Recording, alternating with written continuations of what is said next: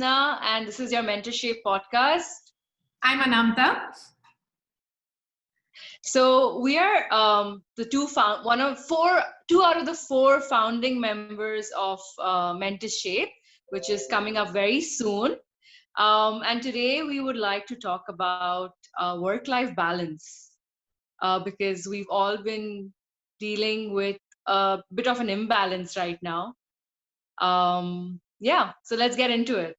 Yeah, and when Upasana and I were chatting, we like a lot of us on the team have about 6 to 7 years of work experience, some of us more, and especially with the current pandemic and work literally entering our homes, this phrase work-life balance takes on a whole other meaning and a whole other significance. In fact, the lines are quite blurred right now, and we want to use these next kind of few minutes, more than a few minutes, to straighten those lines up a little bit. Yeah, I mean, in the last few months, since March, I've been wondering, do I live at work or do I work at home? So rightly put, Anamta, that we've completely blurred the lines a bit. And because now the economies are opening up and everybody's forced to go to work, dragging your feet regardless of corona or no corona, I think we have to start looking at how do we actually rethink our work-life balance. So recently I heard this quote. I heard this quote because it was an audiobook from Debbie Millman, who said that if you really love your job, you wouldn't really think about a work-life balance. And I found that really interesting because basically she's saying that you don't need work-life balance, provided that you love your job. Have you heard anything like that recently? Yeah, Anamta, which is so shocking. Not so much recently, but I heard something similar from a CEO once in a company that I was working at, where he basically said there's no such thing as work-life balance. And it sounds like this woman saying something similar. And a lot of people believe, I think, that when work is your passion, you really don't need to take any time off. But I also think that's a lot for shock value. I think that there are layers that need to be dug in. Yeah. I completely disagree with this. I think that if you don't have work-life balance, you're not going to be able to be refreshed enough to really love your job if you don't have anything else going on beyond your job or your work or whatever you consider work, that is, right? Yeah. So, Upasana, first question for you. Do you think work-life balance is an important and relevant concept in the new age, either pre or post-pandemic world? And why do you think that? I think that work-life concept has become extremely relevant now, post the pandemic, especially because the lines have become so blurred, right? During the pandemic, I was working till 9 in the night. And because there was no time limit, right? Like I would start at 8 and then I would maybe walk over my dining room, snack for longer than I would have at work, and then come back. And then my managers and people above me got used to me answering calls later in the day and working through the day. And there was nothing else to do as well, right? Apart from working. And when you go back into the society and start integrating into, your normal workspace, people thought that, well, now this is the norm and this is what's going to happen forever. We're going to work all our lives, all day long. Where else could you be? You can't go to a restaurant right now, so you can just work. And it was really important for me and quite difficult actually to establish that boundary back, saying, no, I'm going to, switch off my laptop and go back to work. Sorry, go back home. Go back home. Exactly. Go back home at, this time, and I'm not going to answer your calls beyond this time. So it's a very important thing for me to establish those boundaries. So yeah, it's more relevant than now ever before. Yeah, I tend to agree with you. So how has the work-life balance as a concept evolved for you since you've actually begun your career, and now compared to what it means for you now?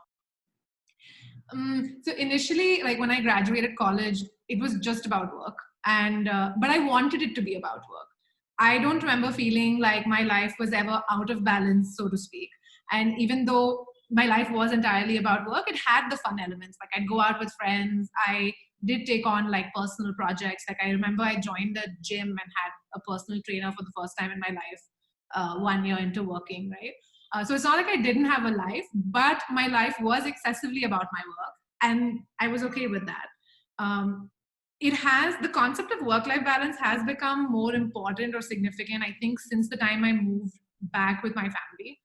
And Mhm. more than a number of years or any amount of time for me, it was when I moved back and my life now depended on other people's schedules, right? It was not earlier, work and life was fully in my control, and when I was alone I could fit it all in together. But now my life depended on like when someone else was coming home for dinner, or what was a reasonable time to wake up or sleep at home. And I think that's where this concept started gaining significance in my life. I think for me, when it became really crucial, so similar to you, Anamta, like initially when I joined work and I was like, it's all about work, driven intern, driven, young blood and all of that. So I can work like 15 hours a day and everything. And I was in a consulting environment where there are lots of people the same age competing for the same thing. By lots, I mean like more than 100. So it was people started being valued on how long they can spend at work. And at that point, there was a point where, 2 or 3 years down, that it was not sustainable anymore, and it became a burnout. And I had like crazy very dramatic breakdowns, in fact. And it was replicated amongst other colleagues as well.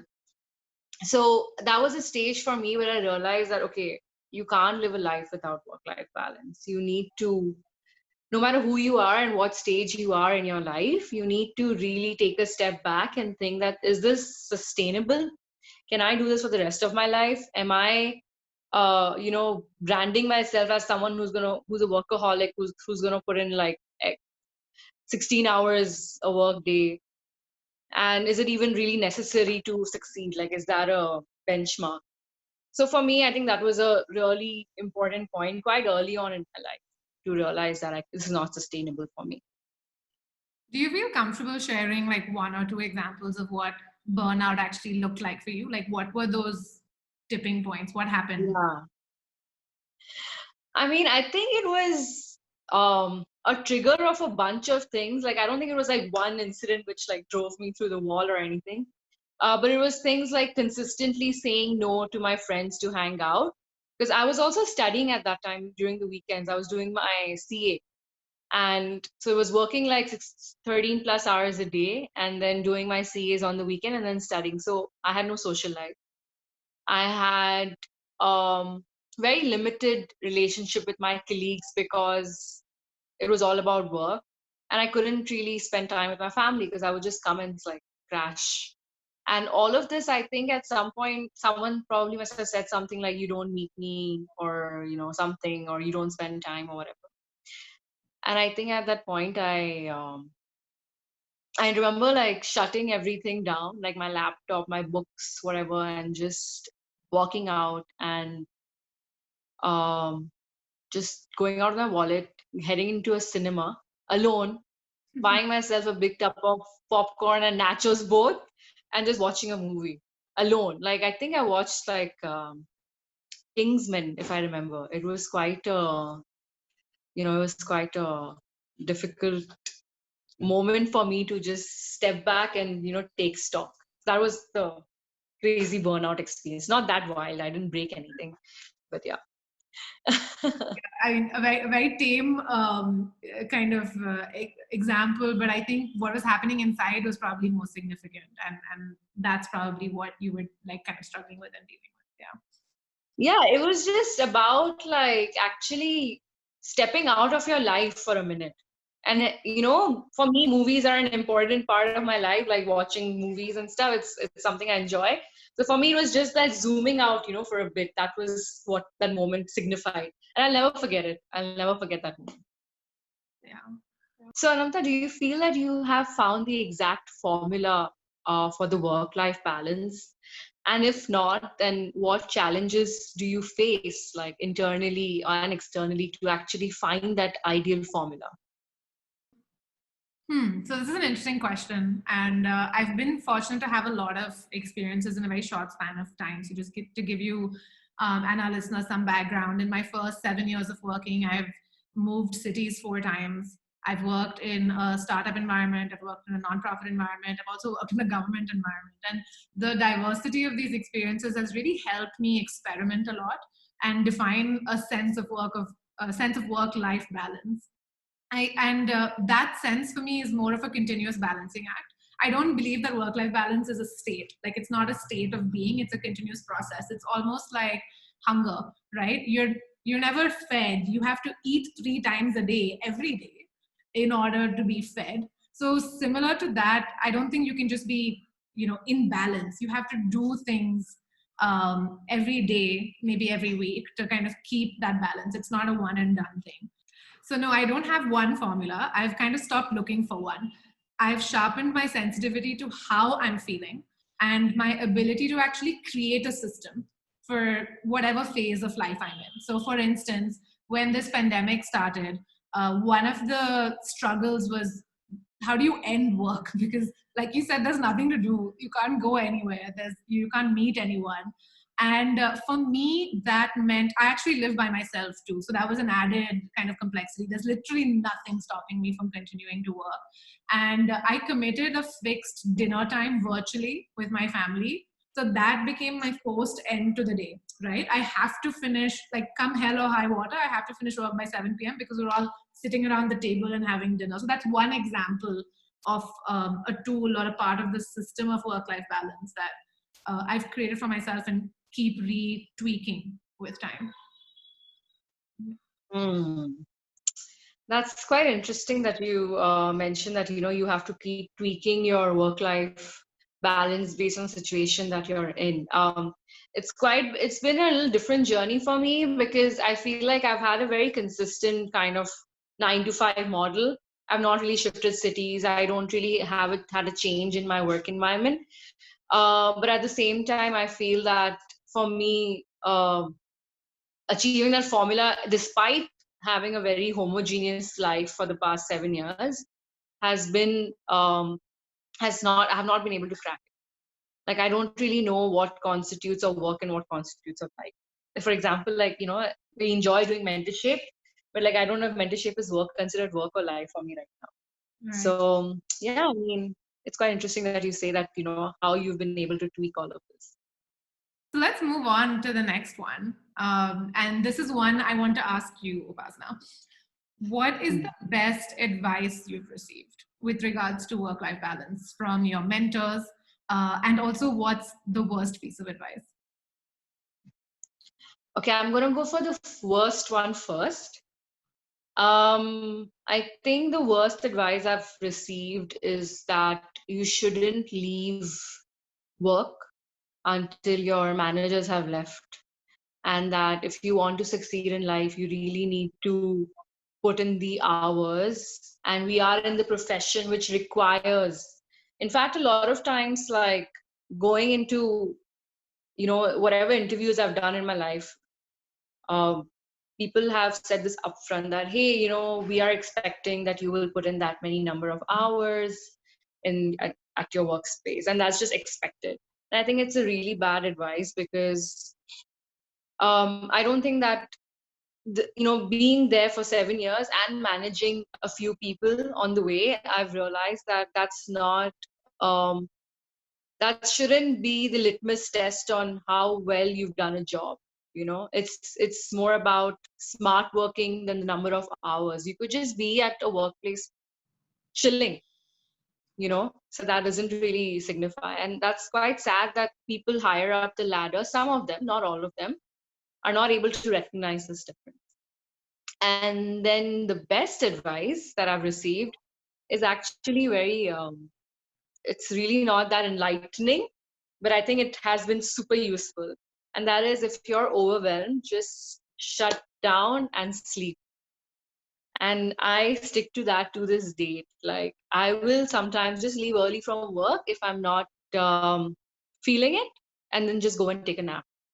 I wish like we had nap pods like all over in all the offices, especially in Dubai. I mean, we don't have that concept here. I really wish we did, because I think it would just, that quick power nap recharges your batteries quickly. That's really good advice. I'm glad I heard that from you. So that's, if someone would ask me what's the best advice, I'll say I heard it from Upasana. Because it's a very constructive way, I think, to deal with the overwhelming sense of emotions rather than it being channeled in some negative way, right? Like screaming at your friends or whatever way you kind of get out. That's a shutdown. That sounds like a really good thing for me to try as well. Yeah, I think also, I don't think it's a, work-life balance is an advice, like as a concept can be applied the same to everybody. Like not everybody is able to shut their brain down and just take a nap, or like go for a movie, or like just like hang out with their friends. Like some people need to get through the list of things they need to do in order to feel more balanced.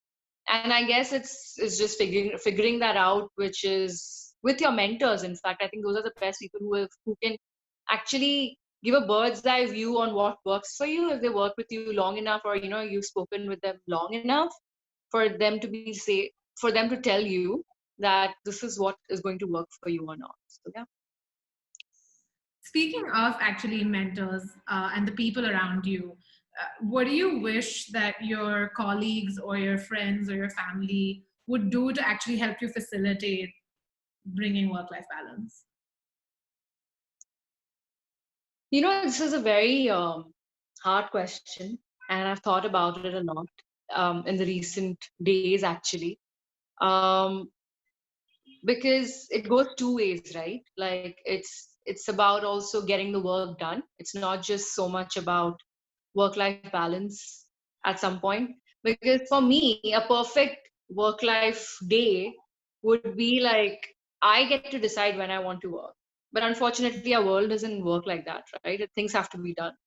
But at the same time, I really wish that workplaces were a lot more flexible in terms of where you work from, what time you work from, to a certain degree. Like if there is a certain degree of exception and flexibility that they can manage from a workplace perspective, I wish people understood that. uh, from a home front, I think I've had good, um, I mean, there's this understanding that you will put work first. And i think I think that's harmful in a bit as well. I wish like my friends and family were also a little more, little force it a little bit more for me to have fun when they can see that I'm burning out. Like I really wish that some people did that, like with a lot more force, and people don't interfere because they're like, oh yeah, I know work comes first, don't worry about it. But like sometimes you just want that little pinch to say, hey, no, you need to just stop and come out and hang out and just chill a bit and have a cup of tea or something. Yeah. What about you? I actually have an example. I want to kind of pick up on the point you were just talking about people helping you create that sense of balance rather than letting you kind of go crazy and keep working. So there was a time when I used to work in a time zone that was 8 hours ahead of my team. So everyone on my team was on one time zone. I was 8 hours ahead. And yeah, so that often meant like my work started at 4 in the evening and it ended at 12, 1, 2. If it could go until 3, 4, it would. But uh, that's, I mean, that's for some people that would work because they're night owls. I'm an early riser, so it was hell for me. And my team, there was one kind of engineer, this was when I was working in product development, there was one engineer who was really thoughtful about this whole situation. And if he would see me online after like 11 p.m. my time, he just would not, he would do two things. One is constantly message me telling me, go to sleep, go to sleep, go to sleep. And the second, he would just not answer. If I asked him a question, I needed something from him, he just wouldn't answer because he's like, I'll answer you tomorrow morning. My tomorrow morning. So that was Yeah. like, a rare example, I think. But something that I remembered when you mentioned like people helping you not go off the rails, because it is truly a give and take, I think. And the Yeah. people around you make a difference. Yeah. Yeah, I think it's a very interesting point that you brought up. I mean, I'm just thinking of the people in my workplace as well who've done this, and the respect for them increases a lot. And in fact, I feel you want to put in more hours for them. You want to do more, a better work for them when they recognize your personal needs. Yeah. So it definitely, is it. I think it's a win-win situation because you will definitely be a lot more motivated. um, do you think, Anamta, that it's easy to communicate your needs at the workplace for, to say that, hey, I need a work-life balance? So I want to bring in this quote that I read when we were kind of, just like planning this podcast and doing our research. There was one that said, balance is not better time management, but better boundary management.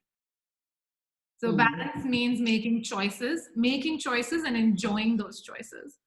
And I think that the concept of balance is very elusive in life in general. It's not just about work life balance, it's even about a balance between our goals. Because we all, like, not all, many of us have multiple things we want to do with our time, right? And not enough time to achieve those. So, balance is and always will be elusive. But in the context of like work life balance, and I liked this framing of it's not time, it's boundaries. And I think then it's the kind of responsibility is on me as someone who's working from home, for example, to set those boundaries. So I used to, for instance, do things like, if my headphones are on, don't talk to me. Like, imagine I'm not here. And that's the funny thing about the human experience, right? Like, I see you, you're in the same room as me, but because we now have a virtual dimension to our life, actually Upasana is not in the same room as me. She's in a meeting somewhere else with four other people, Yeah, right? And that was very, yeah, I'd have, like, my mom very sweetly come in and say, what do you want for dinner? And I'd make this really terrible face at her because I'm so angry. I'm trying to sort out like a crisis at work, and she's asked me, what do you want to eat for dinner? I don't care, like, make anything. So I think setting those boundaries and communicating. So then I set up a system, for instance, where I said, message me, because I can multitask with messaging. If you message me what's for dinner, I'll answer the minute I'm done talking, while I'm in the meeting. So I do think, yeah, that there's a lot that we can do as people who are working to communicate with our kind of support system, whether that's family, colleagues, friends, whoever. yeah. Um, I feel like I've struggled with this more recently than I had when I was, earlier in my career. Because earlier in your career, as I said earlier, it's not really expected of you to actually have a work-life balance. Mm-hmm. So you're on your own, basically. There is no outlet to talk. Now, there is an outlet to talk because as you go up the ladder, you are paid to think rather than do. So, um, it's for some reason, it's a lot more easier to communicate that I can't think right now. I need some space. But at the same time, it becomes like almost like, if you need time to think, like, I don't know why, but I find it difficult to communicate to the higher ups, especially when I see that they are putting in a lot more effort and you're still in like mid management level. I find it has become harder to communicate that. But on your boundaries point, what I am very clear with, for example, is that I don't work on my birthday week, and I don't work like Christmas week. Like, for me, that's my very clear communication. And I see a lot of my colleagues actually taking the laptops out to vacation as well. And that's one of the other things that I never do. Like, I'm just like, I cannot travel with my laptop, risk being it might be stolen. And I just zoom out. Um, and yeah, I mean, I still have email on my phone. So I'm just like, if anything urgent, like, you can call me, you can email me saying urgent or whatever, but I'm not like traveling with my laptop. So these are some of the ways I've communicated boundaries. But from on a day-to-day basis, I am not sure yet how to, really manage that very effectively. um I mean, I guess it's like if everyone's on the same boat as you in your work life, I think that helps. Like, if they have to go back to their families as well, I think that really helps. But then it's a different topic on finding the right culture to work in. Yeah, yeah. You also worked in multiple cultures, like you've traveled and you've worked in different countries. How do you think Yeah. Yeah, like I think you mentioned you went to Korea and worked from there for some time. Yeah. Yeah. So I've been very fortunate in exploring different work cultures actually around the world, and I think I spend around 3 to 4 weeks in a place where I'm working on an average, and I think that's a good enough time to tell what's the work culture So what do in you that particular country. And I think that, see, so in Korea, it's very interesting that they used to have a really bad imbalance, like work-life imbalance, in the whole country. And that led to a lot of like negative PR for the country, and there were a lot of suicides and things like that. So when I was in Korea, actually, 6 o'clock, the whole building was shut down, like power off, like nobody could use their computers really? after 6 o'clock. Yeah, and they would shut off the air conditioning, even if it's summer or whatever. So it was like kind of forcing people to get out of there and go home. And Mhm. that's amazing how the law had to intervene to do this. Um, and I'm sure that because I was working in an MNC environment, it was like, people were a lot more receptive of this idea. I don't know how widespread this is in the country, but this is what my experience was. And in Japan, in fact, it was funny because they've not really um, you know gotten warm to the idea of work life balance. In fact, it's like if you have made a mistake or if you're not on your best during the day, they send you home, they give you a day off to kind of humiliate you. This is what I've heard from my colleagues over there. Yeah. So I don't know how far this is true. This might not be everyone's experience, but this was mine. So yeah, I guess it's a very different way of working in different countries. Um, in Dubai, for example, I think flexibility is still a very privileged thing that you can get as an employee. It's not something that it comes as a part of every kind of employment. So I think we're still a little far away from that. Yeah. I think you've also worked in India and the US, right? So and Dubai for a bit, I think, before moving out. Yeah. So what has your experience been like? Yeah, I think India is very similar to Dubai, at least in the point of flexibility that you mentioned. So it's definitely the culture here is like work doesn't stop, and work and life and everything can become one big khichdi, and that's okay.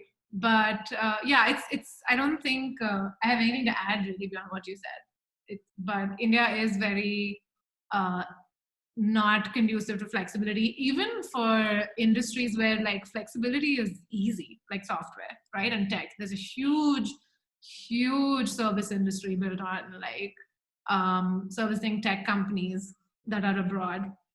And yet it's not, though I will say that like the awareness that you can get work done remotely is definitely being created by some kind of forward thinking smaller units or organizations. So I do think like a lot of tech startups these days in India as well are embracing like flexibility and work from home.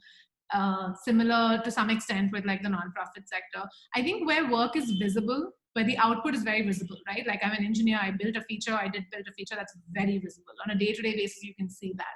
So I Yeah. think that's where people are a little bit more comfortable embracing the change. But overall, as a culture, there is still that culture of if I turn around, my employees won't work for me. Yeah, that's true. I think it's very cultural. Do you imagine yourself moving countries because you prefer the work-life balance of another country? For example, in Scandinavia, it's a known fact that they work fewer hours, I'm so jealous. right? Yeah, like I'm so jealous. Yeah, and they get paid more as well, and it's really important, like paternity leave concepts, all of these things. Like I imagine myself moving, in the future where I have a good bank balance, where I can like make decisions on these soft things in life. Yeah, you would be interested as well. yeah, I mean, it's tempting. I think the decision to move has a lot of factors, right? And like work or work life balance is but one. For me, there's a strong kind of connect to the other parts of culture in India, and there's a very strong family base here. So right now, at least, my efforts are towards finding that or being able to create that work-life balance for myself here. For instance, by like starting my own venture, right? Like that's where I can create some level of autonomy for myself, but that has to work. So time will tell. Maybe I'll end up with you in Scandinavia 15 years from now. Yeah, I mean, honestly, my dream job is where I can like literally decide I want to work from another country for the next month and just pack up my bag and go. Yeah. Yeah, and that's and still get paid enough to sustain myself and build a balance, you know. Yeah, so I think it's quite interesting if the future starts going in that area. I totally agree. Okay, so Upasana, final kind of question or thought for us to think about. What changes do you think we need to make as a society, mentally or physically, to facilitate a healthy work-life balance for everyone? For me, I think it has to come from if you take a normal working scenario, like a ordinary working scenario, where you have top management and people down the ladder, I think the tone at the top needs to become consistent. And that could also actually mean tone at the top, maybe in labor organizations, you know. They could also be driving factor, where they need to start actually rewarding work not based on the number of hours, but based on the merit and the quality of the output. I guess this may not be true for all sectors, but some sectors which are more, you know, mental work required, like white collar, if you call it. I think for those sectors, you can definitely, it should be more about the output rather than about the number of hours. Yeah. What about you? I agree with you on that. I'm going to take a slight, like, because you talked about, I think, one big aspect, which I totally agree with. Like, leaders kind of need to change, what they celebrate, and their own kind of behavior in terms of what they model. In addition to that, if I can add, society is just a collection of individuals, right? And at an individual level, at least, what we can do is think a little bit differently about what's a healthy work-life balance, because I've sometimes encountered this misnomer that a bad day can lead to is a bad work-life balance kind of thing. So the idea that having one bad day or having one day where you have to work long hours doesn't mean your work and life is out of balance. It's something that needs to be looked at or assessed at a slightly longer horizon, right? So if you're continuously burning the midnight oil, for like weeks on end or something like that, then maybe, yeah, work-life balance needs to be looked at. But I just think that it would help us cope a little bit better with those like tough days or tough spots. Like we'll have our MVP release for Mentorshape, and there will be like a few weeks of really rigorous work on our plate. But I don't think that's an out of balance unless that's something that's happening multiple times, or unless that's something that's affecting me so negatively, right? Like where, as you said in your previous example, you can't go see friends, you can't, like, maybe you're irritable. There are a lot of those kind of metrics that show up over a period of time. Yeah. I think it's a tipping point, and I was just thinking that work-life balance actually doesn't only mean that you limit your work hours to have more leisure time. I think it goes both ways. If you have too much leisure time as well, you are, becoming unproductive and you don't know how to get into the rhythm. And there have been times in my life, and I think probably everyone can relate, where you come back from a really fun leave vacation and you're just like, oh my God, like I have to get back into work. Like, you know, I need to, and you need to again like get into the rhythm. So it's both ways, right? I mean, you need to really balance the life portion of it as well and be get into your productive rhythm. Yeah. Yeah, I agree with you. And I think that's a good note to end, because this is Upasana, the person who keeps us on track, as you can all see and hear. So we'll get back to being productive on other parts of mentorship. But I hope you all enjoyed the podcast and found some little nuggets of wisdom from our experiences. Yes. We'll see you next time, I guess.